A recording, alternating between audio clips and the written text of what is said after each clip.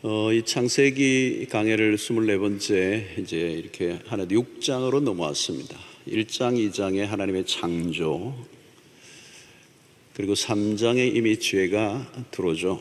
아담과 하와의 범죄, 그리고 아담과 하와의 그 범죄, 선악과를 따먹는 그 사건으로 인하여 인류가 굉장히 빠르게 죄가 퍼져나갑니다. 그리고 이제 4장에 보면 가인, 형제의 살인이 나오고, 또 가인의 후손들이 어떻게 이렇게 문명을 발전시켜 나가는가, 이제 이런 얘기들이 나옵니다. 근데 5장에 딱 넘어오면 인류가 죄에 대한 심판에 대한 얘기, 죽음이 이제 시작이 됩니다. 그래서 낳고 죽었더라 죽음의 역사가 이제 5장이 되면 이제 죽음의 서곡이 이제 퍼져나갑니다. 자, 오늘 6장으로 넘어오면 이제 그 죄의 영향력과 속도에 의해서 하나님의 심판이 예고됩니다. 그리고 7장에 되면 노아 홍수의 사건이 전 인류를 하나님의 심판하시는 사건이 이제 나오죠. 자, 여러분, 이 창세기를 우리가 잘 들여다봐야 됩니다. 인간의 본질적인 문제를 다 들여다보게 해주는 너무너무 귀중한 책이 창세기인데요. 인간이 어떻게 망가져 가는가, 세상이 어떻게 이렇게 파멸로 가는가, 인간이 왜 그렇게 고통하고 절망하는가, 그 불행과 비극을 해석하는 길은 이 창세기 안에 있습니다. 그 모든 원인의 한가운데는 뭐가 있느냐면 죄가 있다는 겁니다. 우리는 사실 죄에 대한 얘기를 듣고 싶어 하지 않아요. 그리고 어디에든지 얘기를 안 합니다. 그리고 죄를 얘기하더라도 다르게 이제 표현을 하죠. 그래도 우리가 이 죄의 문제를 이제 피할 수 없는 이유는 이제 우리의 인간의 모든 문제에 다 이 죄가 연결이 되어 있기 때문에 이제 그렇습니다. 사실 보면 이 죄가 얼마나 인간의 본질적인 것인가 하는 것을 우리는 늘 알아요. 아이들도 보면 가르쳐 주지 않아도 너무 잘 알아요. 어떻게 그렇게 죄를 잘 짓는지, 거짓말도 어떻게 그렇게 잘하는지 가르쳐 주기 전에 다 배웠어. 예. 아주 잘 속이고. 우리 목사님 아들도 어린 애인데 그 핸드폰을 자기 전에는 이제 밤에 못 보라고 딱 엄마가 이제 딱 그냥 뺏어가지고 침대 옆에 놔놨는데 새벽기도 나오려고 딱 이렇게 보니까 떳떳하더래요. 언제 가져가지고 막 열심히 한 거예요. 또 어린데 머리가 비상한 거예요. 탁 이렇게 은밀하게 돌아서 싹 가져가가지고 깜짝까지 갖다 놓은 거예요. 그러니까 다 학원들이 많지만 죄를 잘 짓도록 가르치는 학원은 없어요. 그냥 잘 지어. 잘하는데 가르칠 것도 없고 학원할 것도 없고 뇌물 안전하게 주고받기, 완벽 기술 이주 코스 이런 거 없어요. 죄에 대한 엄청난 형벌을 역사 속에 계속 국가가 가해도 안 되는 거예요. 최첨단 시스템을 갖추고 CCTV를 그냥 1m 단위로 깔아놓아도 죄를 지으려고 하는 인간을 막을 길이 없는 거예요. 그러니까 이 죄는 교육의 문제인가, 교육의 문제가 아니는 거죠. 이게 무식해서 죄를 짓는가 해서 가르쳤더니 공문서 위주로 하는 거예요. 머리가 비상하게 들고. 환경의 문제인가? 환경의 문제도 아니에요. 에덴 동산은 가장 완벽한 환경이었어. 퍼펙트, 완벽한 환경. 그런데 거기에서 죄를 짓습니다. 성경은 인간을 본질상 진노의 자녀예요. 그리고 죄악 중에 태어났다. 시편 52편에 그런 얘기를 합니다. 죄를 짓고자 하는 속성을 가지고 있으면 물론이고 죄를 짓는 일에 인간은 체질화되어 있습니다. 능숙해요. 인간이 겪는 모든 불행과 비극의 원인은 사실은 죄죠. 이 아담 이후로 이 죄는 갈수록 더 가속도가 붙습니다. 그러니까 형태만 바뀐 거지. 또 죄를 짓는 도구가 바뀌었을 뿐이지 죄를 짓는 그 성향, 그 본성적인 것은 인류의 최초나 지금이나 조금 더 달라지지 않는다. 자, 오늘 본문을 보면 인간의 죄악에 대한 하나님의 심정이 나옵니다.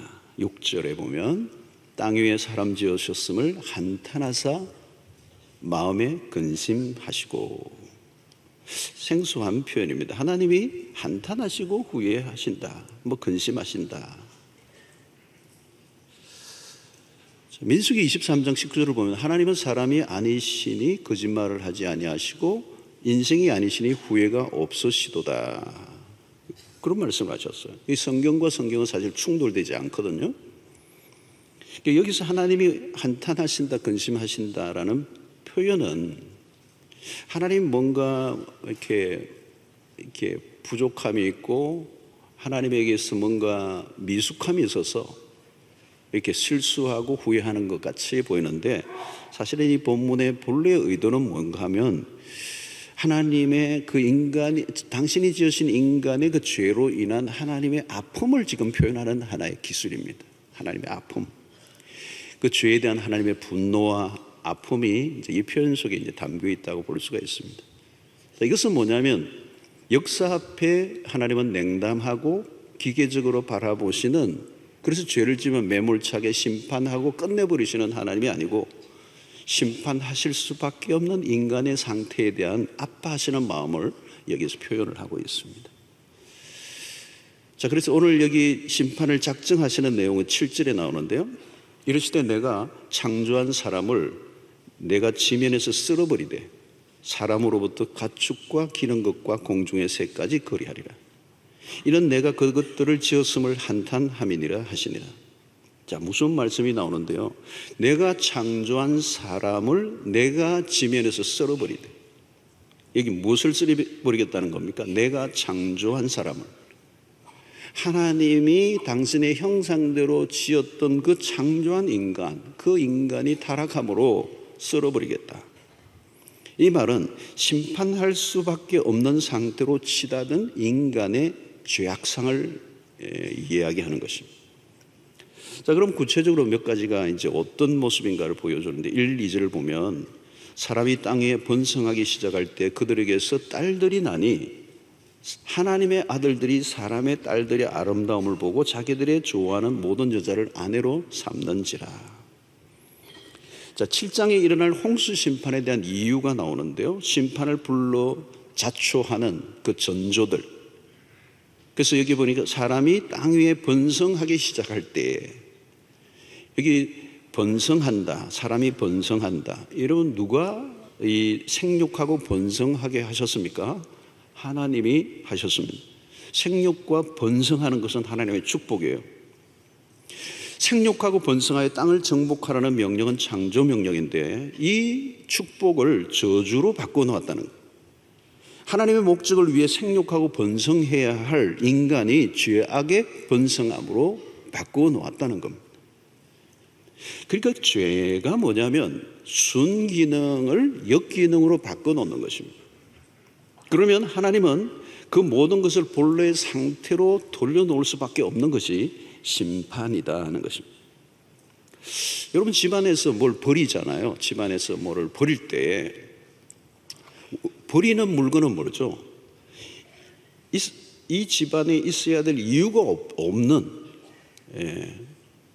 그 본래의 목적이 다 없어져 버린 상태에 있는 것을 버리는 겁니다. 제일 우리가 많이 버리는 거 뭡니까? 쓰레기.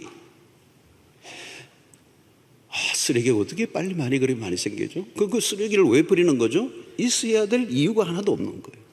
있어야 될 존재의 목적이 하나도 없는 거예요. 쓰레기라는 것은 뭔가를 하고 난 다음에 나온 부산물이잖아요. 생선을 먹었으면 거기에 나오는 내장이나 이런 것들은 이제 버리는 거죠. 그걸 그대로 두면 어떻게 되죠? 막 썩어버리는 거예요.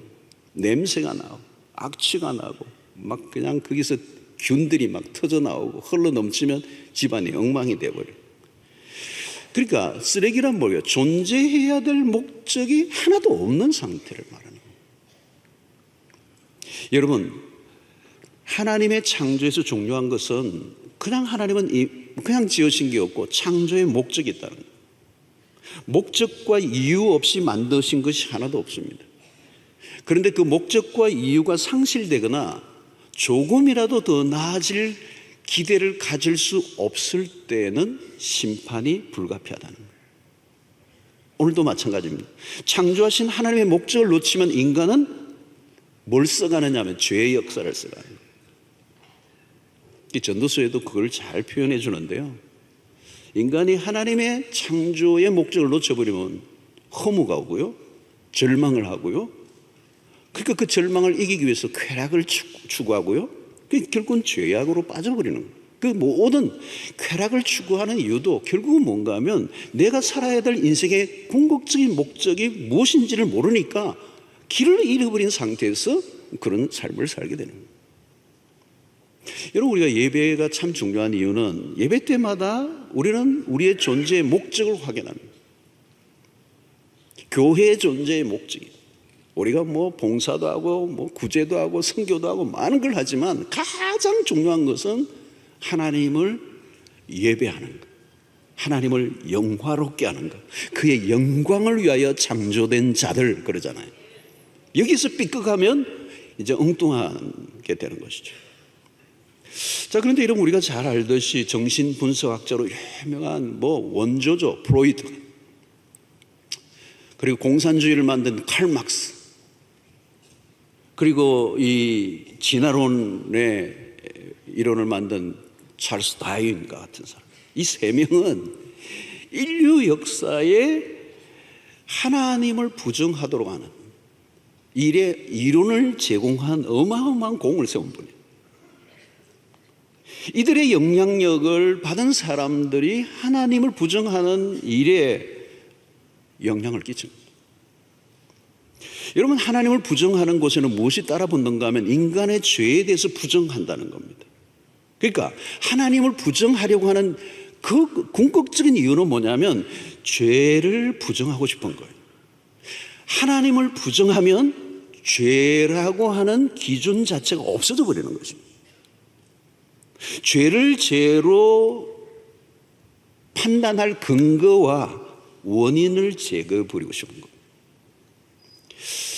자, 예를 들어 요즘 이 동성애를 인권으로 다룬다는 미명하에 인권이 필요하죠. 굉장히 필요한 거예요. 지금 우리나라는 이게 진영의 논리로 본래의 그 가르침에 대한 이 오해가 막 일어나 엉망이 되어 버렸어요.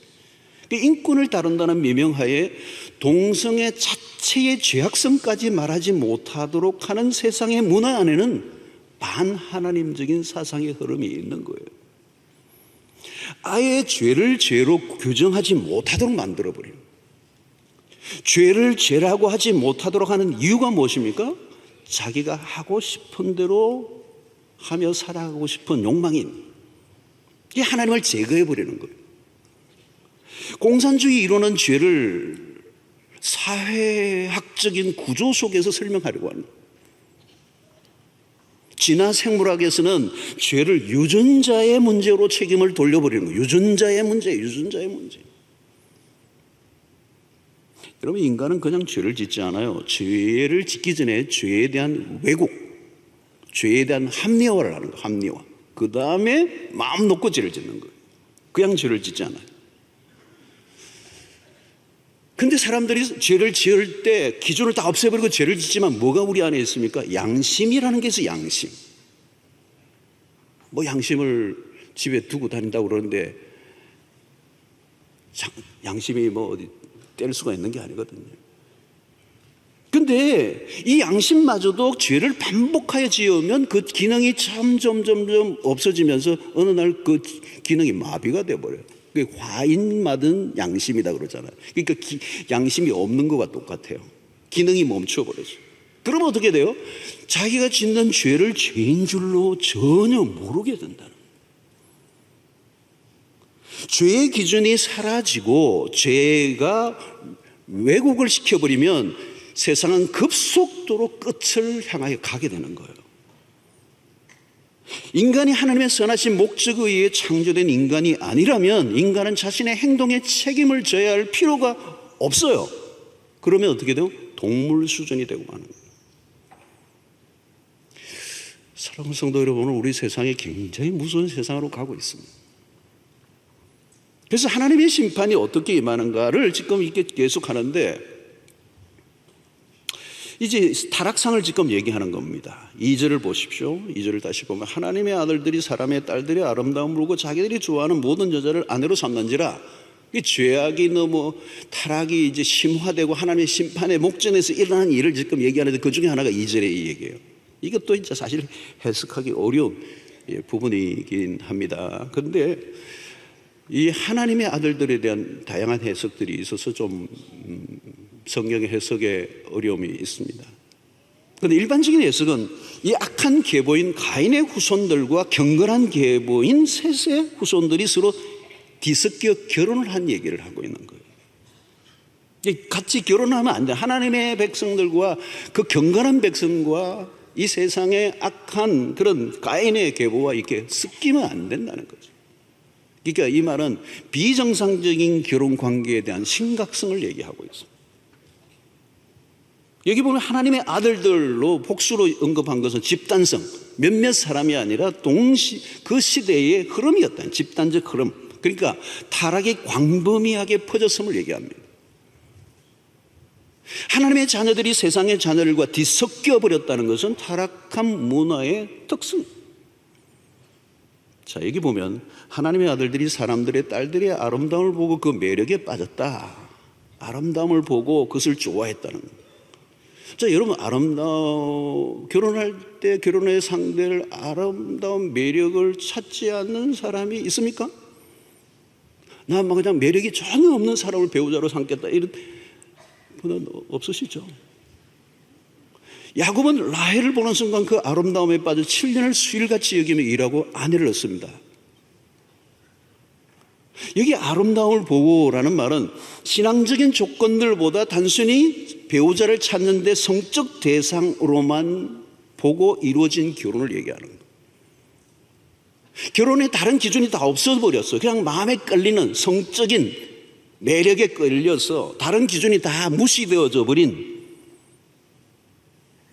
상태의 결혼을 얘기하는 것입니다. 자, 그럼 왜 여기에서 성경이 이 부분을 갖고 오는가? 인류 역사 속에 하나님의 심판이 임박했던 그런 시대의 모습들 속에 가장 중요한 파괴가 어디에서 일어나는가? 그것은 가정에서 일어난다는 거예요. 여러분, 성적 타락은 소돔과 고모라의 멸망에서도 분명히 일어나는 거예요. 성적 타락이 가정의 붕괴에서 시작이 된다는 겁니다. 비정상적인 사회는 비정상적인 가정으로부터 출발한다. 그러니까 가정의 상태가, 하나님 백성들의 가정의 상태가 미래에 어떻게 되어질까를 알려주는 매우 중요한 징조가 된다는 거예요. 여러분, 지금 창세기에서 결혼의 문제를 다룬 것은 가벼운 주제가 아닙니다. 한 가정의 거룩성, 그것이 부부의 관계 속에서, 결혼의 관계 속에서 이루어져야 됩니다. 성의 왜곡은 다른 곳에서 일어나는 것이 아닙니다. 성의 신성이 부부 관계 안에서 무너지면 다른 것은 볼 것이 없다. 여기서 무서운 것은 이제 뒤섞여 버리는 겁니다. 신자와 세상과의 구별이 없어져 버리는 것. 구별이 없어진 것을 우리는 세속화라고 얘기합니다. 죄란 뭐죠? 썩는 것을 말합니다. 하나님은 썩는 것을 싫어하세요. 이스라엘 백성들이 가나안을 정복할 때도 그 땅의 7족속을 멸절하라 얘기해요. 이것은 하나님의 폭력성과 잔인성을 얘기하는 것이 아니고 그 땅의 문화 속에 잠복해 있는 죄악의 심각성과 파괴력이 얼마나 엄청난가를 하나님이 아시고 그 멸절을 하지 않으면 당신의 백성들까지 완전히 같이 망하게 될 것이다. 여름에 과일에 썩은 과일을 하나 딱 두면 금방 옆에 있는 다른 과일도 다 썩게 만들어요. 다 죽여버리는 거예요. 성도 여러분, 지금 죄의 오염도가 굉장히 높은 시대를 우리가 살고 있습니다. 오늘날 가장 극심한 혼란은 명확한 기준이 없다는 것입니다. 이 시대의 사조가 그 기준을 다 희미하게 만들어버려요. 죄라고 규정하는 기준 자체가 없어요. 그럼 갈 때까지 가는 겁니다. 그런데 가장 큰 문제는 세상의 문제가 아니라 신자들도 세상의 사람들의 기준과 별반 다르지 않다는 것. 이게 매우 위험한 징조라는 것입니다. 요즘 기독교계의 동성애 얘기가 굉장히 예민해요. 많이 다루죠. 동성애 문제에 대해 반대의 이론도 많이 하는. 근데 여러분, 동성애가 무서운 거지만 동성애 때문이 아니라, 동성애 때문에 두려운 것이 아니라 우리 안에 밀고 들어온 세속화가 훨씬 더 심각한 문제. 여러분, 소돔과 고모라라고 하는 이 땅에, 창세기에 나오는, 우리가 다루겠지만 이 소돔과 고모라는 동성애 문제 때문에 망한 게 아니에요. 의인이 없어서 망한 거예요. 하나님의 백성들이 세상을 흉내내고 세상을 따라가고 세상을 부러워하고 세상과 뒤섞여 전혀 구분점이 없는 상태, 그게 소돔과 고모라의 모습이었어요. 그래서 롯의 가정, 그 자녀들, 그 시대, 동시대의 성적 관념과 모든 게 same, 똑같았다는 거예요. 그게 이제 심판의 단계에서 이르는 모습이에요.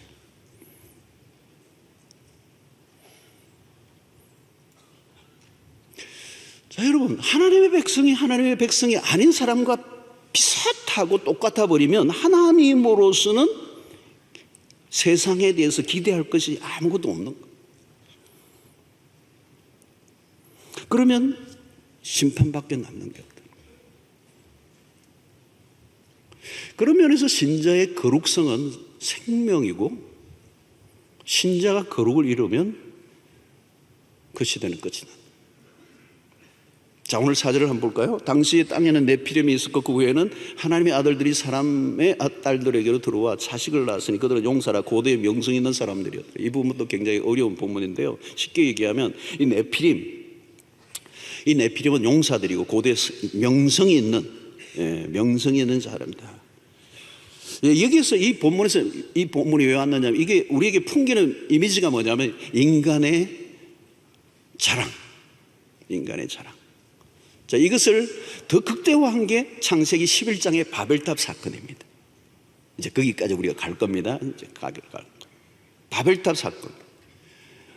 성을 어디까지 쌓아요? 하늘까지 닿게 하는 거예요. 그리고 어떻게 해요? 우리의 이름을 내자는 거예요.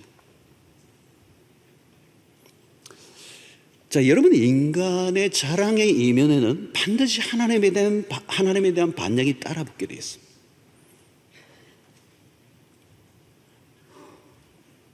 인류의 문명도 마찬가지고.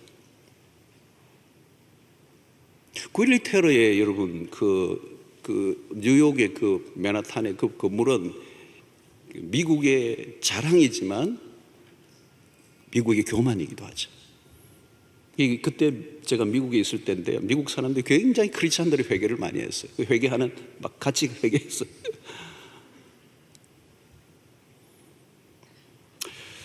여러분, 성적인 타락과 함께 무슨 죄는 인간의 교만이에요.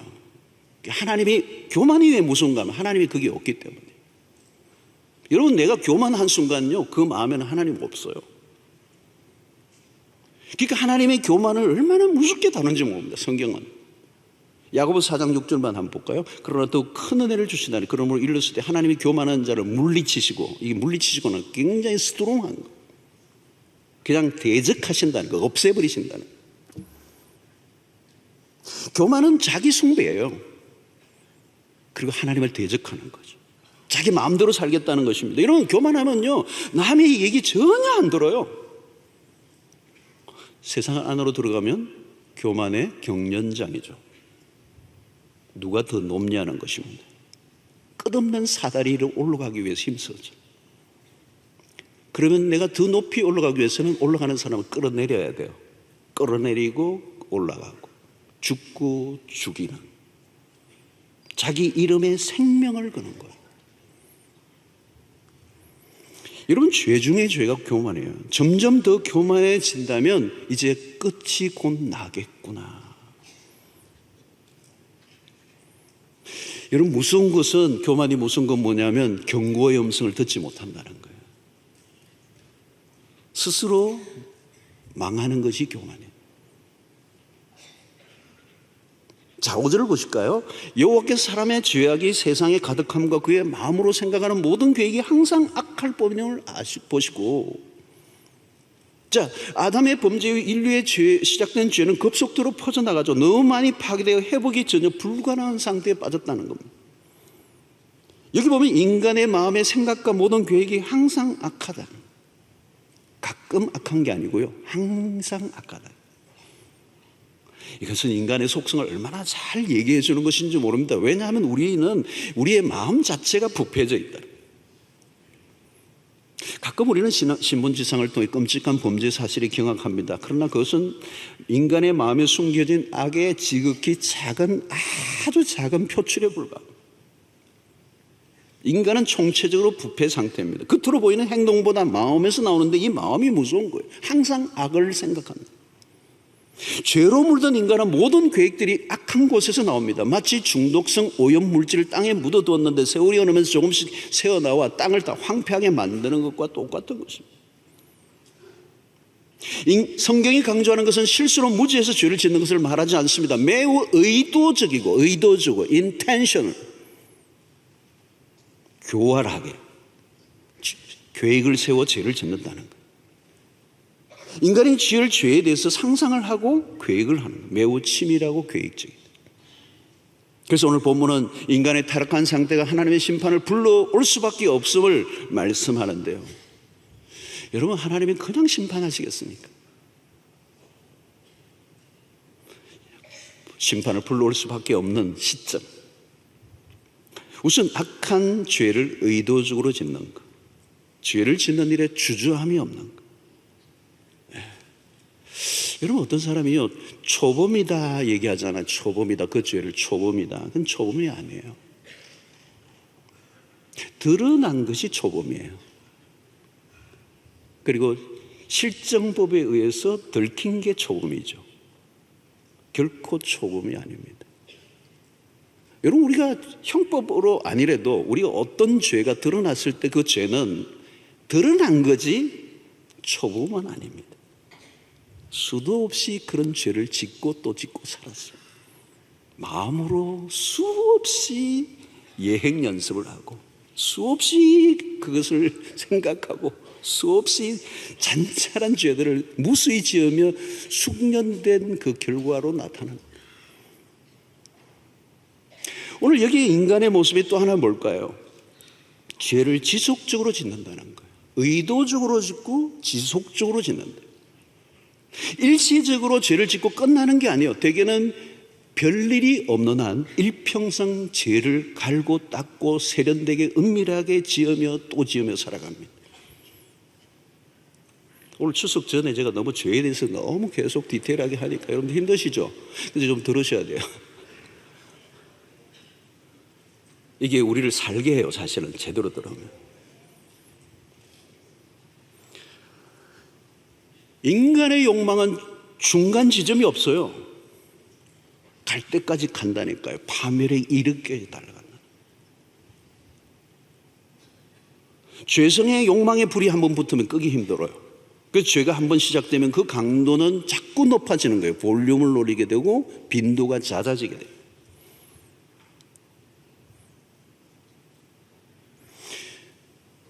죄로 망한다고 할 때 결코 어떤 죄 때문이 아닙니다. 어떤 그 죄 때문이 아닙니다. 수많은 죄들이 쌓이고 쌓여 누적된 결과입니다.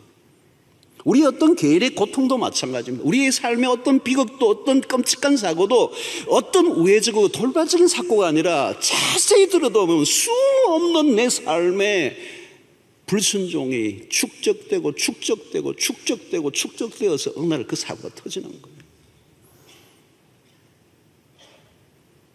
그리고 여러분, 이 심판의 목전에 뭐가 없느냐 하면 회개가 없다는 거예요. 회개가 없다는 것은 돌이키려고 하는 의도 자체가 없다는 것을 의미합니다. 가룟 유다를 보십시오. 그 스승을 은 30에 팔고도 양심의 가책을 느껴서 몸을 자기가 던져 스스로 죽을지언정 회개는 하지 않습니다. 죄를 지어 망하지 않습니다. 회개하지 않아 망하는 거거든요. 이것이 심판으로 가는 인류의 모습들이에요. 오늘 우리가 매일 못 기억하는 모습이에요. 그런데 이걸 죄라고 얘기하지 않고 우리는 다른 이야기로 돌려대며 우리는 우회로를 찾고 있는 거예요. 그러나 하나님은 외통수로 그 죄의 결과가 심판이라. 자, 죄의 가속도는 생각보다 빠르게 파급됩니다. 누룩과도 같아요. 밀가루 반죽에 누룩을 좀 넣으면 부풀어. 죄의 힘을 간과하면 안 됩니다. 우리는 죄가 창궐하는 시대를 살고 있습니다. 죄의 위험성을 놓쳐서는 안 돼요. 마치 오늘날은 제 방에 뚝이 터진 것처럼 세상의 문화 안에 죄악이 파도처럼 밀고 오고 있어요. 매우 노골적이고 구체적이고 담대한 죄를 짓도록 부추기는 이 문화. 대중가의 노래를 들어보아도, 광고를 보아도, 신문을 보아도, 우리의 삶의 모든 매스 미디어를 통하여서도 충실하게 너의 본능에 반응하라고. 여러분, 우리가 은혜의 강도를 높이지 않으면 창궐하는 이 죄악의 세력을 이겨낼 재간이 없어요. 여러분, 하나님은 인간의 죄에 대해서 가볍게 다루시고 처벌하시는 분이 아닙니다. 하나님에게는 수사기록부가 광범위하고 철저하고 정밀하고 정확하고 오류가 없고, 인간은 좀 허접하죠. 수사를 해도 인간의 한계죠. 그러나 하나님은 전지전능하신 분이죠.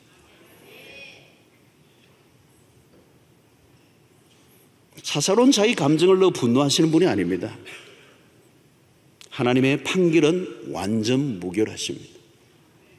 무엇보다 하나님은 오래 기다리시는 분이시죠. 심판을 미루시는 하나님.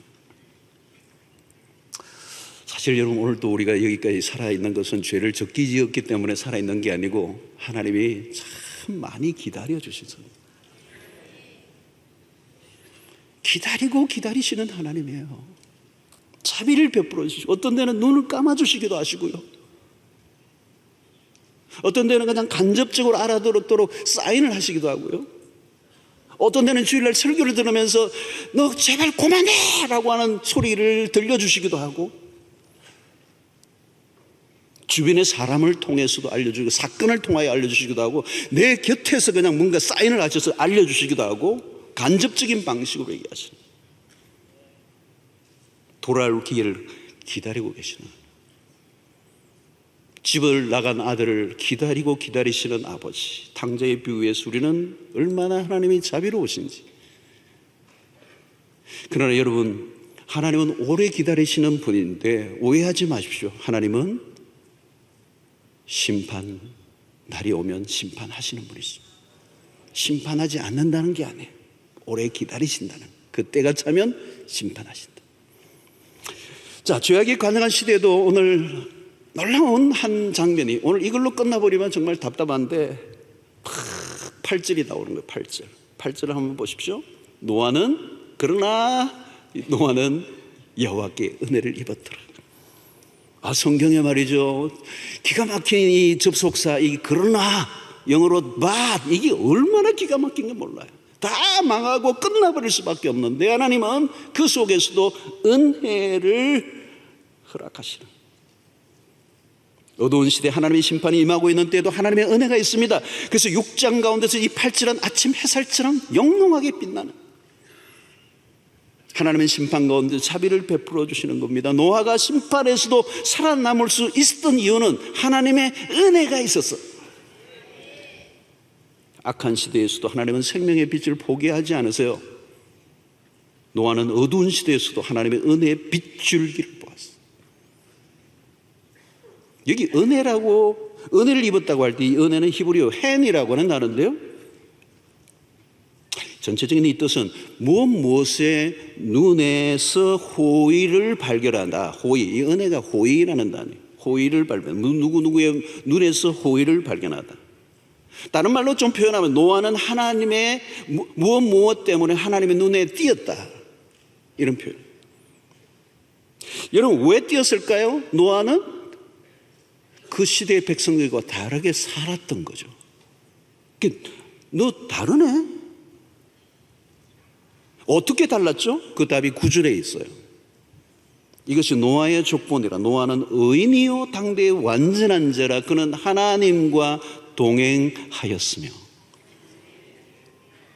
하나님과 동행했다는 말의 표현이 뭘까요? 우리 에녹을 통해서 살펴봤습니다. 하나님과 동행했다는 말은 그 시대와 거슬러 살았다는 얘기예요. 그 시대의 사람들의 조류와 경향과 삶의 스타일과 방식과 그 세상의 세속 안에 빠져들지 않고 비껴나와 하나님과 동행했다. 다르게 살았다.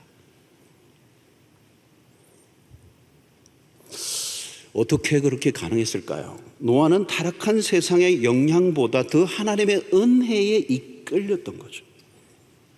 그는 악한 세상의 영향력보다 하나님이 베푸시는 은혜의 영향력을 더 받은 겁니다.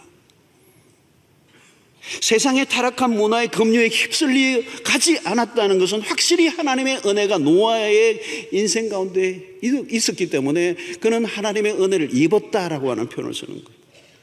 노아의 편에서는 세상의 모든 어떤 것보다 하나님의 은혜의 줄기를 생명처럼 붙드는 거죠. 그리고 다르게 살기로 결단하고 하나님과 동행하였다. 사랑하는 성도 여러분, 우리의 힘으로는 세상을 이길 수 없습니다. 우리의 힘으로는 죄의 열기를 걷어내기 어려워요. 그러나 하나님의 은혜가 임하면 세상을 역류할 힘이 생깁니다.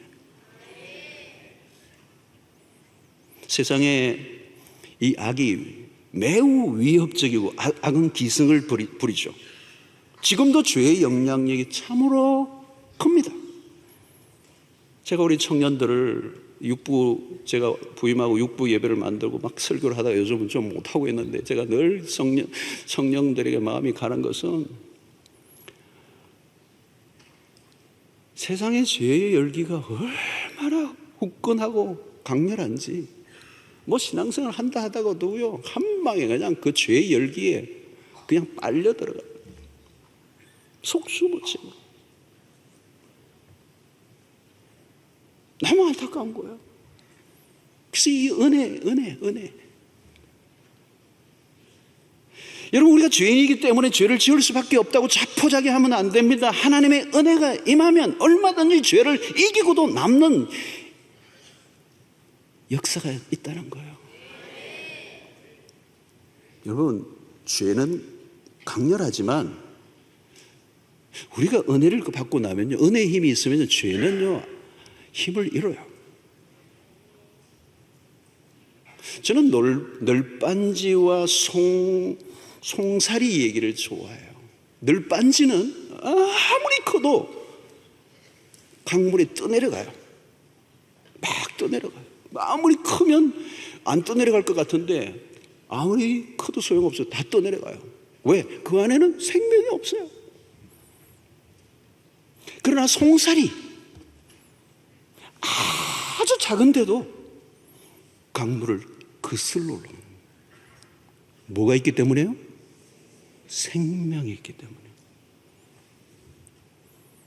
송사리들이 강물로 막 역류하는데 한 마리가 끼어들었대요. 그 누구냐 그러니까, 너 누구냐 그랬더니 걔가 대답을 하기를, 난 꼽사리다 그러더라.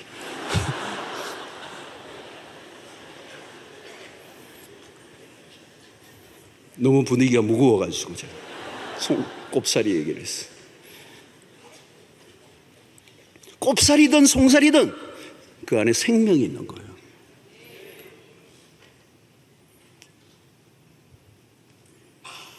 우리 안에 복음이 들어오고 난 이후에 무엇이 있습니까? 예수의 생명이 있는 거예요. 예수의 생명. 이제는 죄와 갈등하며 싸우고 실험하는 수준이 아니라 죄와 싸워 넉넉히 이기는 인생. 여러분, 그래서 로마서 7장과 8장은 어마어마한 차이가 있어요. 로마서 7장은 뒷부분에 뭐가 나옵니까? 그리스도인들의 죄에 대한 갈등을 말하는 거예요. 내가 원하는 바 선은 행하지 아니하고 원하지 않는 바 악을 행하는도다. 오라, 이 공관, 인생의 그 탄식을 지금 하고 있는 거예요. 그리고 로마서 8장으로 넘어가면요, 생명의 성령의 법이 죄와 사망의 법을 이기는, 팡파레를 울리는 승리의 선포를 하는 기가 막힌 성경의 보석 중에 찬란하게 영롱하게 빛나는 부분이라고 얘기하는 로마서 8장이 나오는 거예요. 성경에 만약에 로마서 7장으로 끝나버리고 로마서가 끝나버렸다 우리는 소망이 없어요. 그러나 로마서 8장 승리, 죄의 모든 권세를 이기고 남는 생명의 성령의 법이 우리를 지배하기 때문에 죄와 사망의 법에 허덕이지 않고 죄의 왕노릇하는 것에서 이제 끝이 나 하나님의 백성으로서 영광스럽게 영생의 삶을 살 수 있다는 약속을 성경은 하고 있는 거예요.